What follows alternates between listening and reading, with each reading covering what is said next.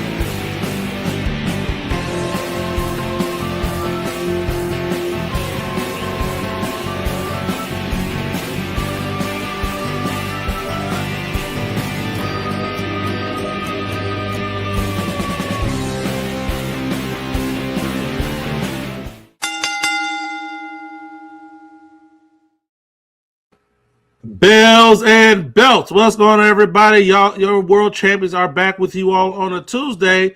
Tired as hell, but we're here. Cedric D's in the place to be with Man Up and Joey. Your world champions are here. Champs, what's up? Oh, nothing. What's up with you, man? What's up with you? Let's really break that down, man. For the first time in 5.5 years, I'm working an actual 9-to-5 job, and I'm tired. I think I rubbed off on him. Yeah, look here, man. I can't do 20-hour days like you. That's not negotiable. You know, I'm gonna stick to my 40 hours a week and have my weekends. But that's enough in this doggone stuff. Joey, what's up with you, man? How's school? Living the dream. Trying to get smarter, but it ain't really working. Just getting older. Man, well, you doggone smart, you smarter than me, man. You talking about term papers and all this other stuff, man. Joey, don't let Joey fool y'all, man. Joey's like the ultimate nerd. Joey taking all these classes. He has his classes, all his homework assignments done for the semester already. Because why? Because Joey's a freaking nerd like that. So don't let Joey fool y'all, man. Man, if I was that far ahead, I wouldn't even be doing nothing at all. I'd be shit. No, I ain't got it like that. Oh man. We got a little bit of housekeeping stuff real quick. We're gonna take care of. Of course, we got the giveaway, Joey. Of course. Yeah, let me get that thing right out here. You know, I got it. It's that beautiful intercontinental belt you see right there. Mm-hmm. And look at we bid over these things, which you already know. If you're commenting live and you're subscribed to us, you're getting entries. You comment after the show is posted, you're getting more entries. And there's this gorgeous thing. I still got it right here, ready to go. And, later on in March, we're going to see what's what. Oh, and we're going to see if Nesha gets another one or if somebody else gets this one. You can't have them all, Nesha. You can't have them all. But exactly. But you might get this one. Who knows? Mm-hmm. Who knows? Absolutely. But yeah, that freaking gorgeous belt, guys. Oh, and also here on the show today, we have a guest coming in next week. But guess what? We're going to be announcing 2 freaking interviews coming up. One next week and one at the end of the week, but at the end of the month. So let's go ahead and do the first one who's coming joining us on the show next week. Where's that graphic? There it is, right there.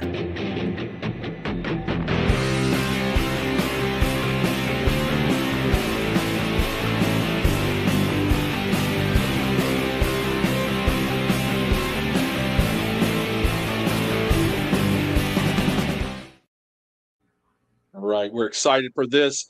He's another graduate of Drew Onyx's Torture Chamber Pro Wrestling Academy. He wrestles there in Torture Chamber Pro Wrestling as well as Victory Ring and many other independents. He is Buddy Money Jacobs. He will be with us live on the show next week, February 10th, 9 Eastern, 8 Central. You know the deal. He'll be right here with us. We're going to talk about everything going on. We're proud to get another member of the torture chamber house there. He's a guy. If you were here with us when we did an interview with Cassidy Renner, she talked very well about him and or him helping her, get to the point where she could make her debut. He had a hand in that. He's in the dojo all the time, training himself, training people, doing the thing, and been on the shelf recently on the injured list, but he's back in the ring week to week right now. So we're excited to have Buddy Jacobs with us next week. It's going to be awesome. Absolutely, guys. All right, before we start digging into dirt, man up. Let's say hello to everybody who's watching right now. Alrighty, got going on there. Got generic right here. Nesha, welcome to Bells and Belts. All right, Platinum, how you feeling? How you feeling? Wrestling Bunkers, I see you. We see you. He's back. Ricky Hernandez, what's there going you go. on? What's up? Now, this guy here has been watching all our videos and been leaving comments. Appreciate that, man. Appreciate He has been leaving It a ton does of help a comments. lot. Hey, we appreciate that so much. Hey, man up. Talk to us about this growth spurt we had over the last week, man. Man, we got like almost 100 subscribers in a day. It was like, whoa. I looked at that and I was like, whoa. I shared it with the guys. I was like, man, all of a sudden out of nowhere, over 100, almost 100 subscribers. Yeah. Appreciate that. We really do. Thank y'all for that. Absolutely. And if you're one of those 100 who's joining us, man, welcome aboard. Welcome aboard. We hope you enjoy what you see. Each and every week we're doing this for you on a Tuesday. So yeah, I'm gonna tell you what. Frederick, Go ahead. Go ahead. Okay. No, I was just gonna make a point. If you're out there watching our videos, liking them, commenting, even hyping if you can, man, it helps us out a lot. It pushes us out there in the algorithm on YouTube, but they can't deny us. But when you help us get out there and we gain more momentum like this, it's really going to put us in a position to where we can get more guests on here. We can start pursuing bigger and bigger names. If we could get to that level. Right now, we appreciate your support on everything we're doing. We definitely will always interview independent wrestlers. That's never going away. Yeah. But if we ever want to get to the level of like a Chris Van Vliet, where we're getting all the active people on the rosters in the big companies and stuff like that, we really need all the support we can get. Absolutely. So keep that in mind. All right, let's keep it going with the comments real quick. Then we got a lot of stuff to cover in digging in. All right, Frederick, how you feeling? That 9 to 5, yeah, man. Man. Yes. Sure. Yeah. Can't pronounce that one, but thank you for joining us. Thank you. Cat Andrew. Welcome aboard. Welcome. Yep. All righty, there you go. And Brad, thank you. Yeah, we appreciate that here, Bill. Thank you so much. Appreciate that. I saw the comments out there, generic jobber. We're still here. We are still here, making his return. This past week on Raw, Dominic Mysterio, 154 days as AAA Mega Champion, 66 days into his second reign as Intercontinental Champion. Dirty Dominic Mysterio is back. So all hail in the world, all is well in the world. So yeah, good stuff. Platinum Swords, I see you over there on Twitch, man. Thank you. We need to continue to build Twitch up. If you missed us last week, here on YouTube, we were over there on Twitch doing a live watch along, and we might have to start doing that once a quarter. Having a Tuesday watch along, because that was actually fun. That really was. It was. It was. So be on the lookout. Probably we might do something like either before WrestleMania or after WrestleMania in April. So y'all stay tuned for that. Y'all can get ready for that. But all right, with that, guys, it's time for us to go digging in the dirt. This is where we cover everything in the world of wrestling as at the moment, So we're gonna jump into it on this. First of all, on this day in wrestling history, the main event was live from Milwaukee, Wisconsin. Basically the Mega Powers exploded. The culmination of that fuse took place. Macho Man hit Hogan with the championship belt to set up the WrestleMania 5 match of the Mega Powers explode. So well, the combination of that very very long storyline. So yeah, that happened on this day in 1989. So yeah, good deal. All right, so with that, a belt debut alert coming from on the indie circuit. So this is the new Juggalo Championship Wrestling Lunacy World Heavyweight Championship. I think we covered the original belt on of this or that, if I'm not mistaken. But this is a new belt from Juggalo Championship Wrestling. You know, the ICP is like the owners of that championship. What are we thinking about this belt, guys? Yeah. Okay, I'm not liking that strap. It's different, but I don't like it. But it had kind of a snakeskin thing going on here. Yeah, I'm good. I'm good. Why is it called the Lunacy World Championship? Is it the same thing? Is that the same? Is that the main world championship for the company, or? No, it is. It's a nod to their Lunacy series. Like they have a TV show. Last year they brought. Yeah, they brought Vince Russo in, but they were doing it before that. But they brought Vince Russo in last fall, as a writer and as an on-screen talent. From the reviews that I've been reading, it's been mixed reviews, but a lot of it is saying that they kind of like the storylines that they're doing and whatnot. They're doing shows up in the Midwest, whatnot. Say it's just lunacy to come up with that design. So it's different. It's different. It's mixed reviews on what they're doing right now, but it's definitely getting a lot of buzz on the indie scene. So if you follow Juggalo Championship Wrestling, let us know in the comments what you think. So but it's definitely something to keep an eye on any. I don't hate it, but I don't love it. Sure. That's where I'm at. That's exactly where I'm at. Okay, let me also say, woo woo, and I'm gonna leave it at that. Okay, good deal. All right. Yeah. All right. So it's time to jump to and new. And so, guys, and new. We were covering all the championship title changes that happened from the last Diggin and Dirty. That was at the beginning of December. So lots of ground to freaking cover. Joey, let's go ahead and talk about New Japan Pro Wrestling. It's so much going on. And you know, the never open weight 6-man titles actually changed hands twice. Because first it went to TMDK with Zack Sabre Jr. and them, and then it switched over. We got Jesus Christ. Man, I'm having a brain part right now. Hang on just a second.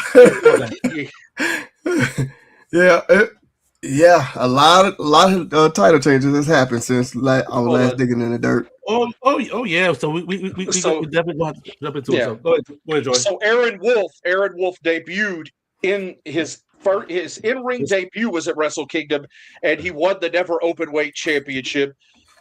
You know, you got Robbie Eagles there in the IWGP Junior Heavyweight Tag Team titles. Yeah, this is a lot. God, again, I can't remember names right now. Yeah, sure. He won the New Japan Strong Championship. She was already the IWGP Women's Champion. Side note, that just announced Athena will be challenging her for the New Japan Women's Championship. The IWGP Women's Championship, and that's in this month, if I'm not mistaken. So we'll stay tuned. We'll definitely stay tuned for that. But lots of news in New Japan Pro Wrestling. Joy, talk about with the new IWGP champion. Yeah, this was exciting for me to get to see this gorgeous belt make a return. Yota Tsuji, heading into Wrestle Kingdom as the reigning IWGP Global Heavyweight Champion, challenging Takashita for the IWGP World Heavyweight title. Mm-hmm. He wins the belt in the semi-main event, should say, and the next night on New Year's Dash, he walks out with this IWGP version 4 inside of his coat. He had the global title outside of it holding it. And then when he got in the ring, he opened up his coat and he had the IWGP version 4 back on, which he had promised earlier to do if he won the championship. And now the company made the decision to merge the two the two histories of legacies of each championship into one. And Yota Tsuji is recognized as the 87th IWGP Heavyweight Champion. Bring it again to me. It's not every it's like they made it the World Heavyweight title and come up with that awful belt, and then they thought that was going to add prestige to it. And when in reality, this added the prestige back to the championship. Just going back to the more beautiful belt. The standard to me is by far the best looking championship belt in professional wrestling once again. And there you go. He's still holding both of these championships at the moment, but they are not unified. They're being kept separate, the Global Championship and the IWGP Heavyweight Championship. And he formed a new faction as with Bullet Club War Dogs and creating Unbound Co. right now, combining David Finlay and the War Dogs into his unaffiliated group that he had going there. One change coming up with that is we heard that Hiromu Takahashi is leaving New Japan, so he will not be staying a part of Unbound Co. Believe it or not, more about that. More about that because I got it on the next slide. But at Wrestle Kingdom we said farewell to the in-ring career of Hiroshi Tanahashi. Yeah, I mean, this, ladies and gentlemen, if you haven't seen it, you need to go watch it. The match was incredible with him and Okada. Just it was like having the old Tanahashi back for one night. He didn't seem as beat up. He poured everything he had into that match. And this is how you do a freaking retirement match. It's not about winning or losing. It's about not having a corny ending to a match, not a stupid ending, but a fucking barn burner of a match, tearing down the house in the main event of the biggest show of the year. That's where you put that kind of stuff. And then, the end was just the ending to it. Of course, Okada won the match. Seriously, it was beautifully done, Malcolm. It really was. And at the end of it, to have a lot of his old rivals and guys he was responsible for making come out there. You had the return of Shibata, the wrestler, come back, and they exchanged a couple chops before hugging each other. Shibata took his shirt off so they could chop each other properly. But they're two of the three musketeers of their generation, along with Shinsuke Nakamura. To get them back in the same ring together one more time to say goodbye to each other. Shibata's continuing on his career in AEW part-time. Very part-time. He's not full-time wrestling because he's had his fair share of injuries. You see the Great Muta there make his return and confront him. You have Will Ospreay there on the far left, returning to Japan, paying his respects, paying homage to the man Hiroshi Tanahashi. You have Switchblade Jay White. He came out there and paid his respects. You have the Golden Lovers came out there together, and God bless it, Kota Ibushi is badly still injured. I think he's had surgery now, but he basically waddled out there. Couldn't walk very well, but he came out with Kenny Omega. And of course they paid their proper respects, because you're looking at a lot of guys in the ring, Ospreay, Jay White, the Golden Lovers. Those careers don't reach the heights that they have without Tanahashi. Sure. Without him getting in the ring and making these guys into stars, especially Switchblade Jay White. When he came back from excursion to Japan, who did he work with at Wrestle Kingdom? It was Tanahashi. Tanahashi in that single match put Jay White on the map in Japan. And so this is a guy who, this is a true legend. We're not saying it to say, we're not calling somebody a GOAT to say he's a GOAT. This is a man that spent his career giving. This is a man that spent his career, winning when he needed to win, but making other people look great too, building the next generation. You wouldn't have a Kazuchika Okada being on top like he is without Tanahashi. Absolutely. This man is the ace of New Japan. He's the ace of Japanese wrestling. And by God, over anybody else that everybody's called a GOAT, and I'm including John Cena and AJ Styles and all these guys in there, they got not shit on Hiroshi Tanahashi as far as his impact on the professional wrestling business and what he's – you can shake your head and smile about it, but it's true. This man has done more to bring up other people around him in this business, and this is what it looks like when you do that. But you had to bring up John Cena? Really? I'm comparing the two. Why am I comparing the two? Because I know what you're saying. I know what you're saying. You got to explain. I know what you're saying. I was just trying to be funny. He just had you have a shit ass last match like that where you smile and tap out like it's funny.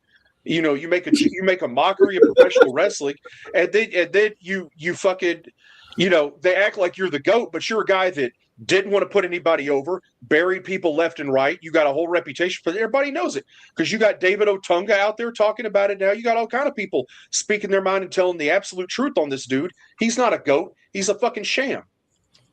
He's a guy that never could wrestle. He had a good mouth on him, and that's about it. And Tanahashi is a guy that could do it all. Tanahashi is a guy that won the championship when he needed to, was a great champion, but he fucking put everybody else over. He put everybody else over in the process, too, and made everybody else better. And he brought that company up. That's a legend. That's a GOAT. That's a man you put in the conversation for greatest of all time. Absolutely. Oh, my goodness. Really? All right, Joey. But also in news, on the New Japan, we got people departing as well. Yeah, and honestly, I'm sorry, but like I see all this big hubbub going around about Evil leaving.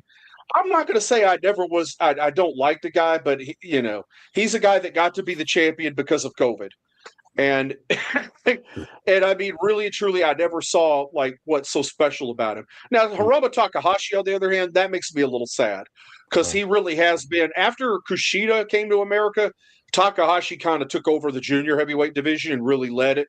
In a lot of ways, it was their top junior heavyweight. There's others in the mix there, obviously. I'm not discounting a lot of others that were in there. But Takahashi was kind of the centerpiece of the junior heavyweight division in New Japan. I wonder if, I kind of wonder if he's going to Pro Wrestling Noah to join Bushi and Tetsuya Naito. Forgot to mention that Naito showed up at Tanahashi's retirement too. And they had, their final moment together too, which was amazing. Good deal. All right, keep the party going with WWE. Lots of title changes. Both of the tag team titles changed hands with the Usos and the MFTs. We got Julia winning back the U.S. Championship from Chelsea Green. Carmelo Hayes winning the U.S. title. Rhea Ripley and Io Sky winning the women's tag team title. Becky Lynch winning back the Intercontinental title. Izzy Dane winning the North American championship. That won't surprise me. And of course, Drew McIntyre winning the WWE championship at was that Saturday's main event? He won that at? No, he's on SmackDown. Oh yeah, there you go. It was it changed on freaking SmackDown. So lots of title changes real quick. We're gonna touch base at Royal Rumble. Liv Morgan winning the Women's Royal Rumble. Roman Reigns winning the Men's Royal Rumble. One of the biggest pops of the night was the return of Brie Bella. I was talking to my brother when that freaking happened. I was like, they were quiet up until that point. Then it's like they exploded when Brie Bella appeared. I was like, sorry, is this what we're doing? So I was like, yeah. That was one point. I see y'all. All right, man. Let's take a look. Let's do these Rumble comments real quick because we still got a lot to show. So let's do these. I'll cover this real quick. Natty's getting the women's IC belt watch. Okay, definitely something to keep an eye on. Women's Royal Rumble suck. I disagree. I actually like the women's Rumble match better than the men's whatnot. There were definitely a lot of holes in the men's Rumble match, and whatnot. There was a lot of freaking holes, whatnot. I see where they're going with Roman with it. Got it. I was actually surprised that it did live for the women's, but yeah, got it. Natty needs to go. Where you want her to go? Where you want her to go? I'm actually intrigued. With that prospect. Yeah, the women started off bad and ended good. So that's the Royal Rumble. But definitely a lot of stuff that happened. Well, yeah. So yeah, good deal. All right, next up. AEW have some new champions as well. Babes around winning the tag team titles, then will winning the TBS championship. MJF winning the AEW World Championship back. John Moxley winning the Continental Classic with the Continental Champion. Hangman and them winning the Trios title, and the debut of Tommaso Ciampa last week winning the TNT Championship. So lots of new champions in the world of AEW. So good deal. All right, Ring of Honor. Always tag team champions of Beast Mortals and Sammy Guevara. Red Velvet winning the women's TV title, and Deonna Purrazzo winning the women's Pure Championship. So this yeah, I was definitely excited about the Deonna Purrazzo winning that championship. That seemed custom made for her. So yeah, good stuff on that front. All right, Pro Wrestling Noah, Joy. Yes, indeed. Yeah. So you got Bushi and Naito winning the Global Honor Crown heavyweight tag team titles. You got Alpha Wolf winning the national title. I don't even remember everybody's names here, unfortunately, because I did not write this stuff down like I should have. But yeah, a lot of interesting stuff happening in Pro Wrestling Noah. I need to watch it more, and that's part of my failure here. But yeah, I enjoy Pro Wrestling Noah. Good deal. All right, keeping the party going with TNA Wrestling, Joey. Yeah, you got Mike Santana winning back the World Championship. You got the Elegance brand winning the Knockouts World Tag Team Champion. Also, I don't even know if we got a thing on it, but about Ash by Elegance. No, we don't. Go ahead and talk on it real quick. Just that she's apparently cleared and returning to the ring and going to be refocused on getting back the Knockouts World Championship. Sure. So I was happy. Not a huge fan of hers. Yeah, but I will give her credit. She came into TNA and worked her ass off for a long. It took her a while to get in that title picture for the World Championship, sure. And then she won it, and then she was hurt, and then she was out and got stripped. Yeah. So it was good to hear that she's okay and that she'll be making her way back into that picture. And then NXT Stacks winning the International Championship. Exactly. Kind of a big thing. Yeah, absolutely. They touching on TNA real quick. They had their Feast of Fire last week. The person that got fired was freaking what's his name? Macklin, Steve Macklin. Yeah, that makes me sad. I like Steve Macklin a lot. Not that I'm really following TNA closely. I just wonder what they're where he's going to end up. Well, his wife is with AEW / Ring of Honor, so that kind of like seemed like the obvious next thing. We'll see. We'll see what happens. We'll definitely see what happens. So TNA debut with AMC. That's when those three title changes happened during that show. That making a big impact on their first show on AMC. The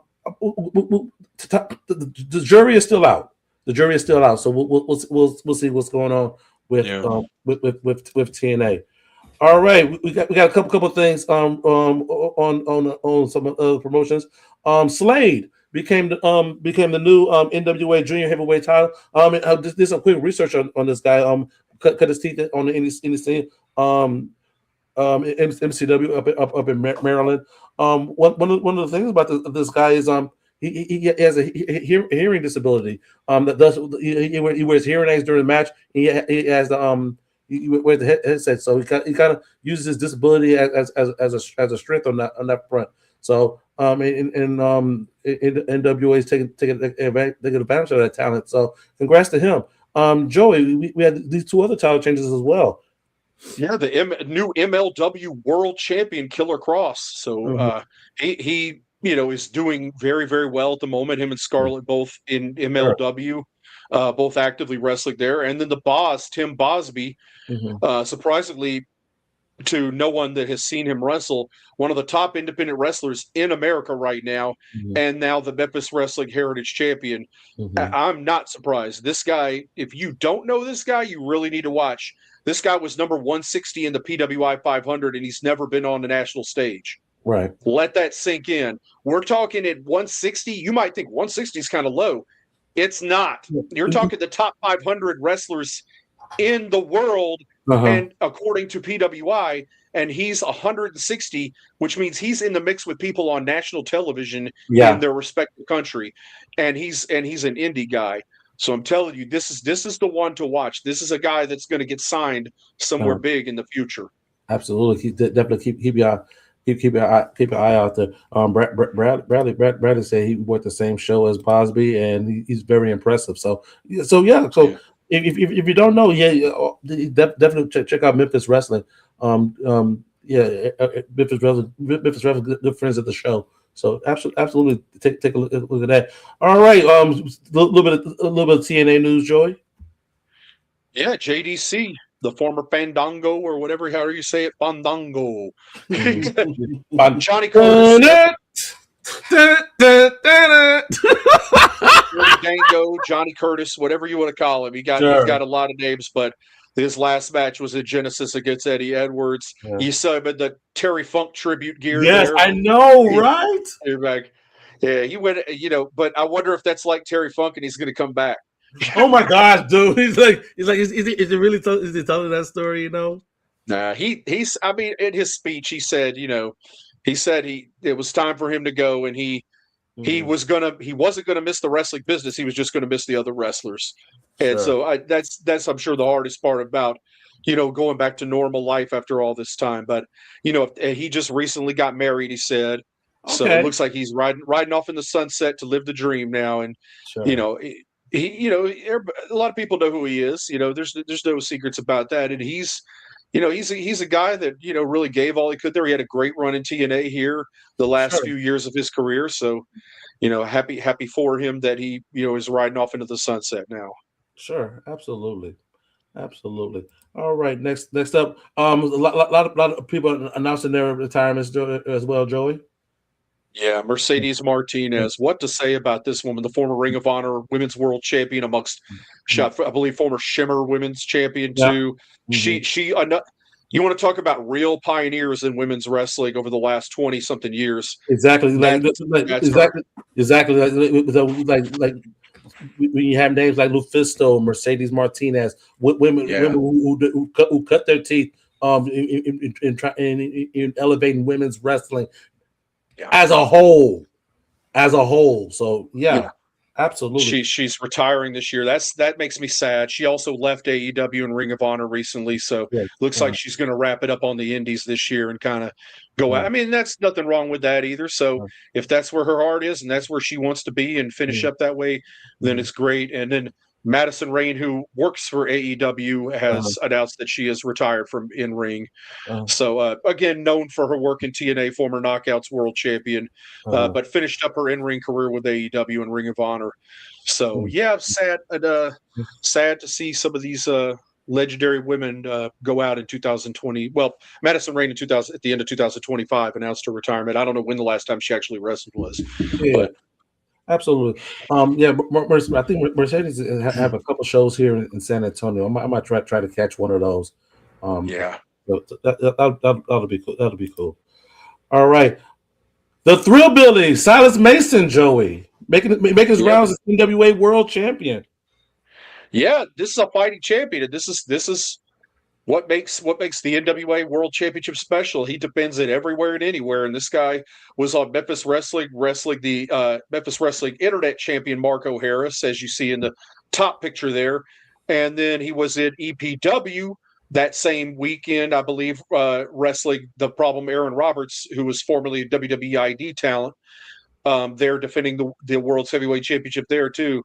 So this man is on the road constantly. He had the Country Gentleman with him too. They all from that Knoxville crew up there. And so they're making towns everywhere. And he had a run in where, he was fighting dirty in this match with Marco Harris on Memphis Wrestling, and Wildfire Tommy Rich showed up. the youngest NWA World Heavyweight Champion of all time, showing up to even the odds out there. But Thrillbilly still retained his championship and walked out of Memphis Wrestling with the belt. But yeah, excited. I'm happy to see him, out there as much as possible as the World Heavyweight Champion, wrestling against anybody and everybody that wants a shot. Absolutely.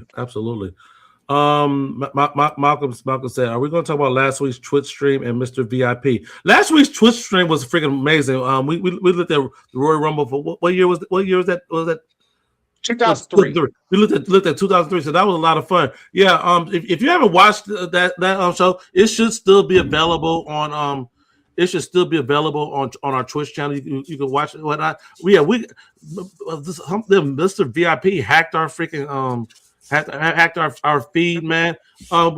We still have a trouble ticket with StreamYard, so we hopefully that won't happen again. So, but yeah. We try to have a professional presentation going on, man, and we can't stand to be hacked by these types of people. So we go try to stay on top of that, guys. We'll try to stay on top of that. Next up. Oh, we're jumping into deep end already. Oh snap. Okay. Wow, that was fast. Okay, jumping into deep end. So, self-made pro claims that AJ Styles WWE contract ends in February. So AJ Styles, I'm sure everybody is tracking at the Royal Rumble, lost to Gunther. Apparently lost his career to the career killer, and is done with WWE. So Styles absolutely planned to go. The dirt is Styles absolutely planned to go to AEW before he signed a 1-year extension with WWE last year. There's speculation that AJ will have his last match at Royal Rumble and then turn up in other places. If this is true, Joey, man up. What are some of the places, if he is to make his rounds or whatnot, what are some of the places that you would like AJ to appear at? TNA. That's it. Go back to his home stomping ground. TNA. But I'm not saying he's gonna have a match, but TNA. Okay. He's already been back to TNA twice though recently. That's the thing about it is like if he's not going to wrestle a match, what's the point? Like, but if he does, even then it's like who? And a lot of people are like Leon Slater, have him wrestle Leon Slater, and I'm like, listen, y'all, AJ Styles is not going to go out there and have a big X Division match like that where he's doing a spiral tap off the top rope and doing all this stuff. He can't do that no more. Y'all know that. So putting him in there with Leon Slater ain't going to do nothing for either one of them. Other than for him to just get beat by Leon Slater or something like that. And yeah, he may want to do that. I would think the more interesting thing would be for him to have like a match with like Kazarian or somebody from his generation, to go out there one more time and wrestle somebody that, he has a history with. But it's like, to me, when I look up and down the roster, I just don't see a lot of people necessarily for him to work with in TNA. Now, AEW, on the other hand, sure. That's a place that would gather a lot of attention where you could get paid a lot of. I don't even know if TNA could afford what AJ would want to wrestle anyway, but AEW damn sure could. And I'll tell you, the place to really have something special with him would be like Forbidden Door. Sure. If you could have him do something at the co-branded show with New Japan, and have, be able to do something like that. I think a lot of fans would enjoy seeing him like reunite with the Young Bucks, Kenny Omega, people like that he has a history with over there. So as far as like what fans would like to see, I think a lot of people would agree that he has a history with a lot of people over there in AEW and New Japan for that matter. And, a lot of people would probably like to see him, but he said he's not. He never. I guess he wasn't very clear about would he have a match for New Japan in Japan, but he acted like when he went to Japan with WWE, like that was the last time he was going overseas. Sure. Yeah. Sure. Job safe. Hell no. If they would have paid him $1 million to go over there and wrestle a couple matches, who the hell would hate on him for that? Go and get that money. Okay. Yeah. Battle Source said AEW will be a fat payday before retiring for good. Hell yeah. Get that. All right, so Malcolm said New Japan and AEW. That's it. Now, here's the thing. What if AJ made himself? I'm not saying it may happen, but what if AJ makes himself available on the Indies for one for a run? That could that could that be a possibility? I think he's not going to wrestle anymore. I think he might just mentor other people or something like that. Whatever. But or maybe be a manager. I don't know, but I don't think he's going to keep wrestling. I mean, he did symbolically put his gloves back on and not. Yeah. He let you know he wasn't done completely. Uh-huh. Yeah. So it's kind of like if he did wrestle again, it'd kind of be like, what the hell did this mean? But it kind of like he was sending, a signal that he wasn't done wrestling. Just he was done wrestling in WWE. Uh-huh. Yeah. In regards to career, maybe his WWE career, but not necessarily his wrestling career. I don't know. Like George said, it was that vibe that he was taking it off. Then he put it back on. So it's like there may be something there. So we'll see. Let's just say you want to see him and Cass. Okay. Eric Young would be another one, to go back in history. Somebody he has a history with in TNA that he could wrestle one more time and probably have a damn good match with. Sure. Malcolm said AJ and Omega. That would be a big draw, I think. I honestly think that would be pretty big in AEW if they could pull that off. Sure, absolutely. AJ and Okada. That's deep history right there. That's AJ won his first IWGP heavyweight title off Okada. Sure. AJ versus Yoda. So yeah, these are definitely a lot of freaking matchups and whatnot. Something to whet the appetite, and people seem to be potentially on board with it as well. He do the indies like ODB is doing. That's another one, Joey. I don't see AJ doing that. Whatnot. It would be definitely like. He could potentially be like the big indies, I don't know if they got. I mean, AJ Styles is. I mean, if they just did a 1-year extension with WWE and they wanted him that bad, imagine how much WWE just paid him for a year contract extension. Sure. Millions. You guarantee he got paid millions for this past year. So if that's the case. Mm-hmm. What indie is going to be able to afford to pay him for a match when he's been getting paid to wrestle, and he's gotten rich, sure. And so you can't blame him. Mm-hmm. That's the thing. It's like when you look at it, would he do matches with TNA? Would WWE because we don't know that his contract ends in February. Maybe sure. They're keeping him under contract and paying him out so TNA doesn't have to foot the entire bill for paying him for a match since they're doing their relationship. But sure. But outside of that, AEW is the only one with the pocketbook that could pay him what he's probably used to getting paid. Sure. I can't see him going to some National Guard armory. Exactly. Absolutely. All right, guys. We're gonna have a little bit of time. So if you got any questions about you want to get our thoughts on some other stuff that we haven't covered on Digging in the Dirt, you can throw the questions on there and we'll have to talk about it. But in the keeping of all stuff, digging in the dirt and dirt sheets and rumors and whatnot. Here's this one I came across on Facebook. As per PWF, I don't know who quite that is. Sami Zayn will win the undisputed WWE Championship at WrestleMania 43 in Saudi Arabia. Hold on, Joy. Let me get through it before you go off. The defeat last night at Royal Rumble was Sami's moment, like Cody Rhodes had at WrestleMania 39, a moment which started the slow journey of Cody's epic win at WrestleMania 40. This means Sami will win the Royal Rumble next year and finally finish his story of becoming a world champion in Saudi Arabia at WrestleMania 43. Okay, I will caveat this, Joey, before I let you loose, and I'm gonna play the music for you and everything.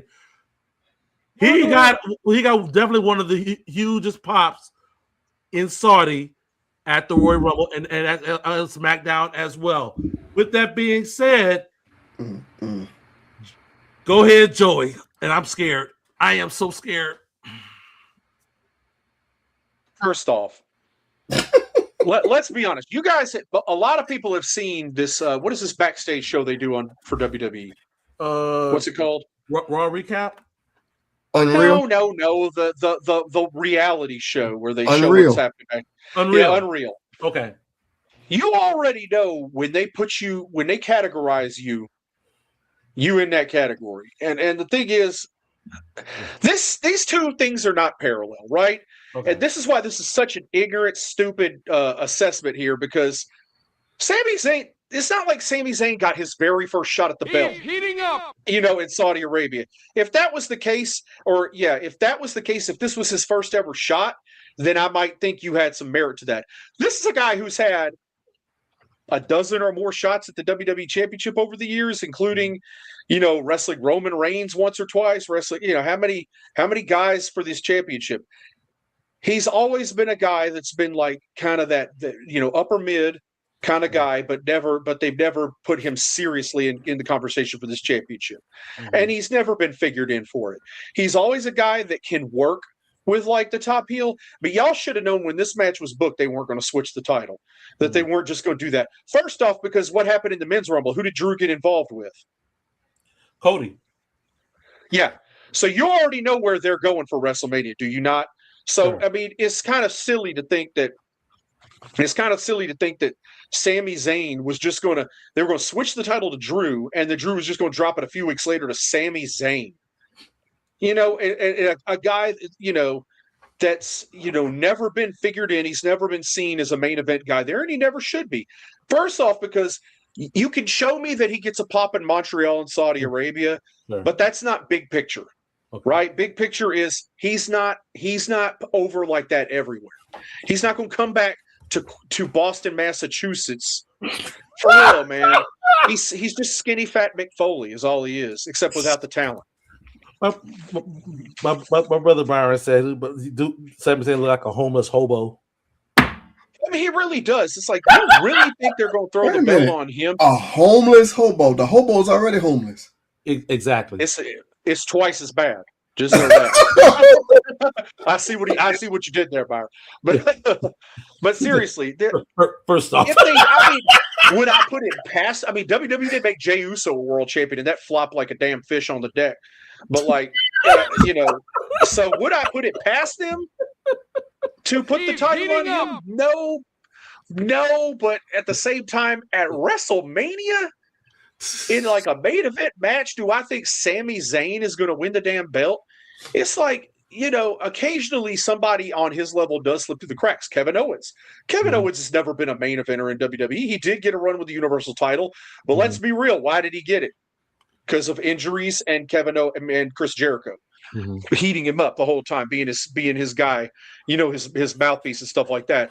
And then what happened after he lost the belt? He has never been figured in again in the title picture. He's never been seriously.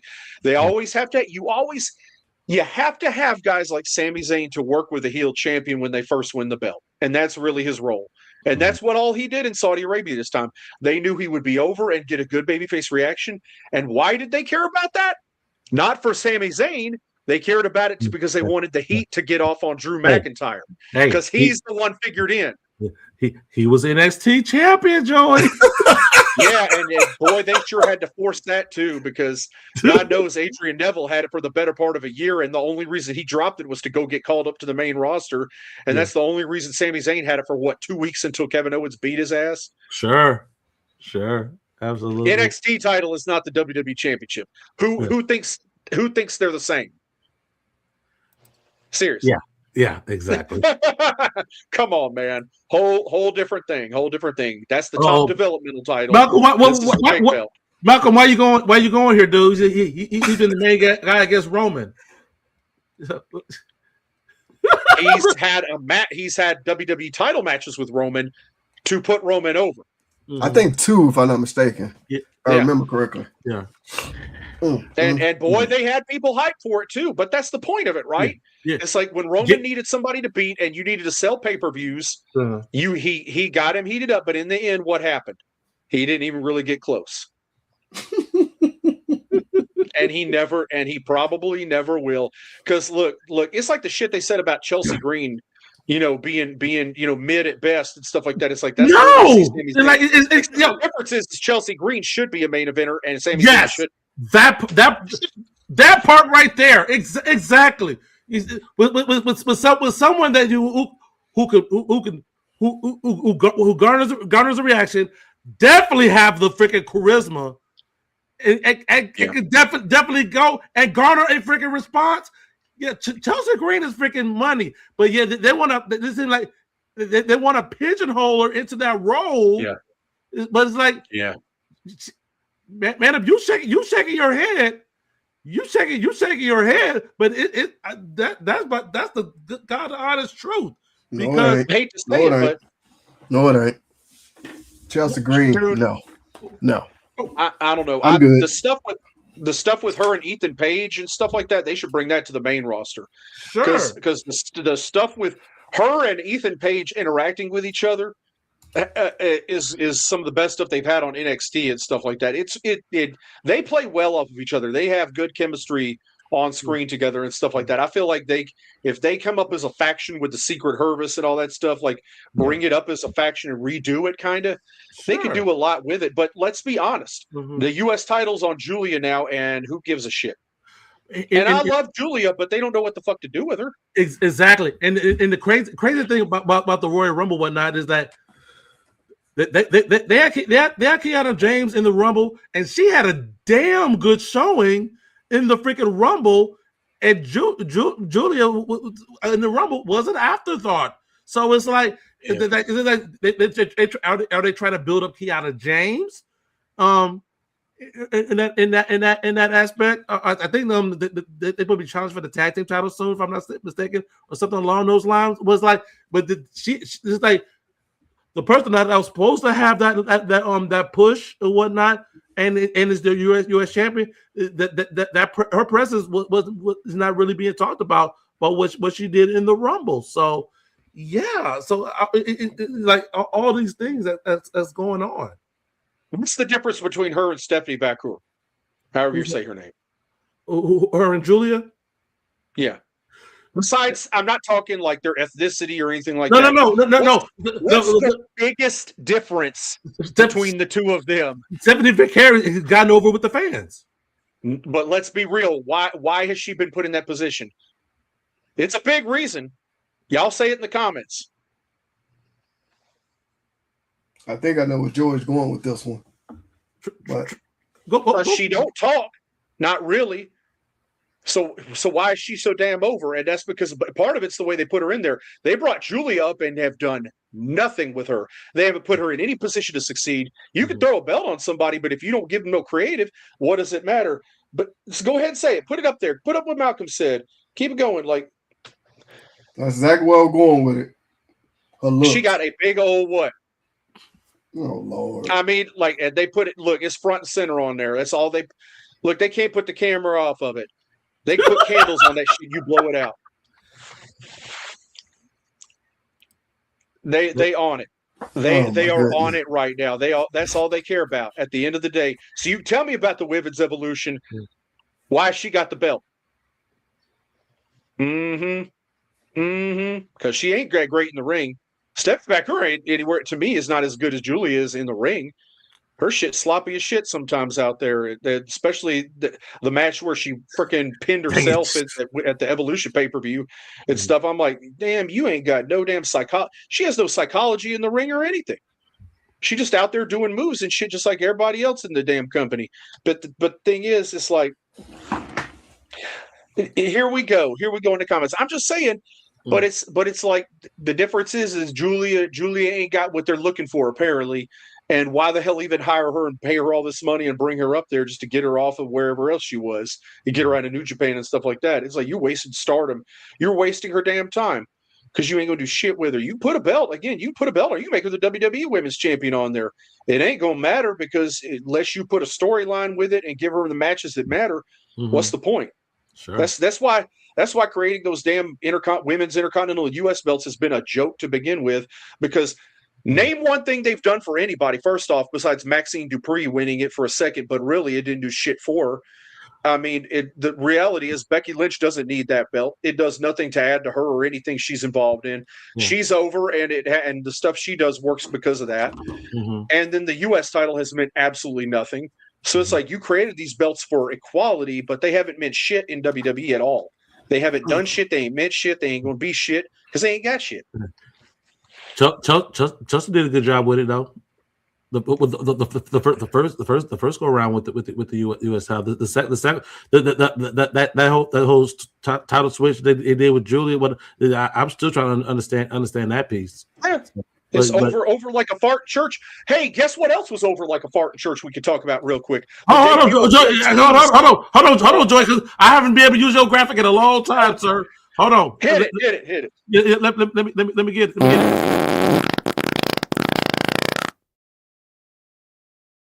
All right, Joey. I'm going to borrow one from your boy Trick Williams right now. Go for it. Royce Keys debut in the Royal Rumble. Let's talk about it. Damn. Yeah. Hey, I'm gonna put that fell flatter than a 1986 tab that's had the damn carbonation popped out of it. Oh my the fucking crowd, that crowd didn't make a damn peep when that man come out there because nobody gets AEW in Saudi Arabia. So nobody knew who the fuck he was. But he come running out there, Powerhouse Hobbs. They put it on the screen and then put his stupid ass name on there. Look, I get it. I read what he put about that name having sentimental value to. But when you take a 300-pound jacked ass dude like Powerhouse Hobbs and give him a name like Royce Keys, which sounds like the butler at the Clue Mansion,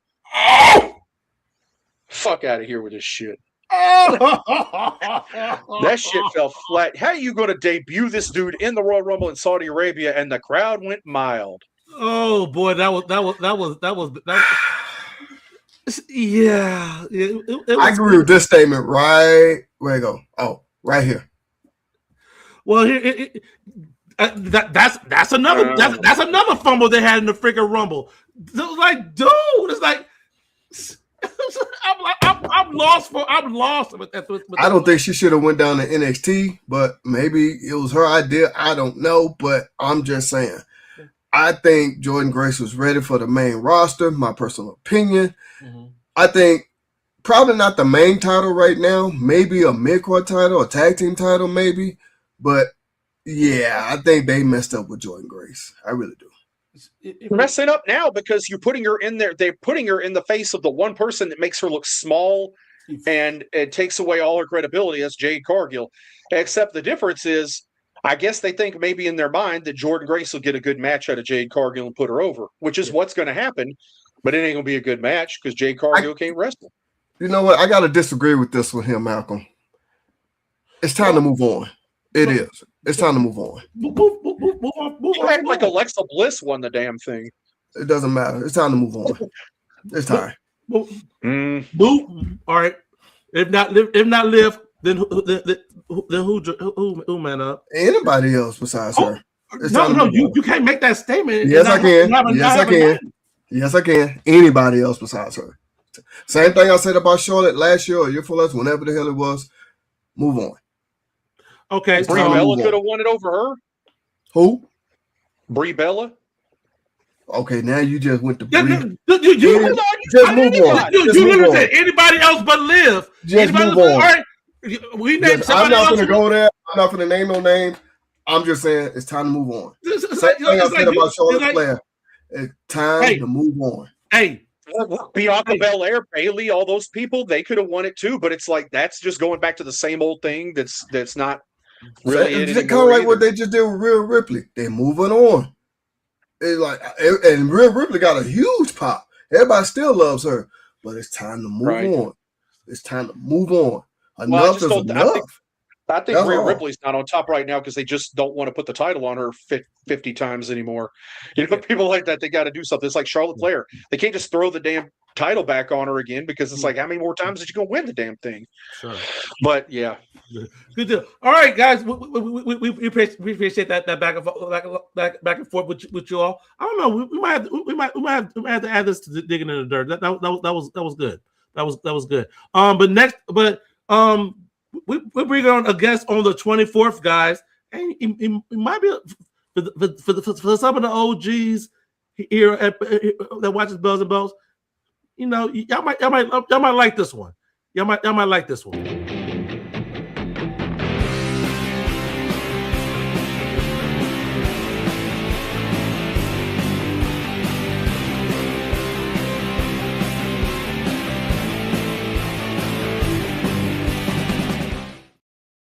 We are super excited to welcome back to the show Soda Pop. He was one of our very first group of interviews that we did here at Bells and Bells. We interviewed him back in 2023. Just getting going with his wrestling career. Joey, where is this man at right now? He is over in Japan right now. He's been in Tokyo and some other towns here in Japan. He is on tour with Pro Wrestling Noah. Mm-hmm. His first tour over there. This man come out and had a match on that Monday show, and he was managed by Sonny Ono. For those who know, you know, the former manager of Ultimo Dragon, Akira Hokuto. Uh-huh. This man, you know, he's a frequent wrestler for the NWA, trained by Jazz and Rodney Mack. Y'all know, if y'all watched him before, you know that. He come from Dog Pound Championship Wrestling, where he's been a mainstay of that Texas, San Antonio wrestling scene down there, in Texas wrestling scene. But this dude has been making some big time towns here. Again, wrestling for the NWA, making appearances on TNA, and now in Pro Wrestling Noah on tour in Japan as we speak. Literally talked to this man today on Facebook Messenger and got this show set up. And there you see it. Like, literally worked on that today. This man's in Japan, still talking to his boys over here at Bells and Belts, you know, while he's on tour over there. So we're very excited to have Soda Pop Hendricks back on. We're going to talk about his wrestling career, as well as a lot of people don't know. This guy is making the wrestling gear, a lot of the wrestling gear you're seeing on TV. Exactly. So it's gonna be great catching up with him. We go on that show. We're gonna show you some of the stuff that he's freaking making, dude. And it's some good stuff, man. And wrestlers will tell you, like, one of the hardest things to find is a good gear maker, and he's blowing that out the water. So that's coming on the 24th. So lots of good stuff coming on Bells and Bells. And we enjoy bringing it to you. If you like what you're doing, go ahead and hit a thumbs up on this episode. Help us get out there in the algorithm even more, guys. So we continue to bring this to you each and every week for y'all viewing pleasure. All right, guys, that's another Digging in the Dirt, and it's time for us to get out of here. We'll put our guy to rest for a month and a half, because he's been digging all show long. So we're gonna give him a rest. We're gonna catch up with y'all next week. All right, guys, y'all have a good week. All right. For Man Up and Joey, I'm your boy Cedric D. We will see you guys here next week, right here on Bells and Belts. Yeah.